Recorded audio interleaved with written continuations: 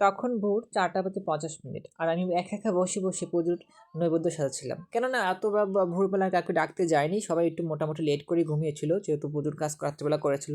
তো আমি স্নান টান সেরে চলে আসলাম, এদিকে ঘুটঘুটে অন্ধকার কুয়াশায় চারদিকে। স্নান টান সেরে চলে গেলাম আমি আর যে নৈবেদ্য সাজানো সেখানে।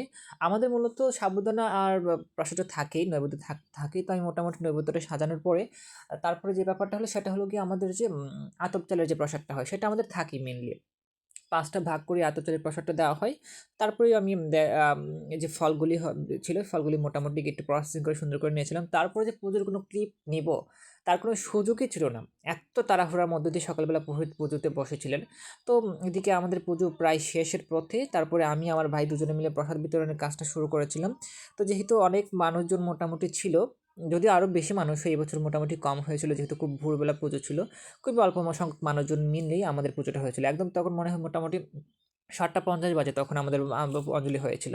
তো অঞ্জলি নেওয়ার পরে আমরা প্রসাদ বিতরণ ব্যাপারটা চলে গেলাম। প্রসাদ বিতরণ হওয়ার পরে আমরা চলে গেলাম টুকটাক ফটোশ্যুট করার জন্যে। এদিকে আমি আমার বাড়ির লোকজন সবাই মিলে ছবি টবি তুলে বেশ আনন্দ ফুর্তি করেই মোটামুটি পুজোটা কাটালাম। তো আপনারা কে কে কীরকম পুজো কাটাচ্ছেন অবশ্যই কমেন্ট করে জানাবেন। আজকের মতো এখানে বিদায়, টাটা।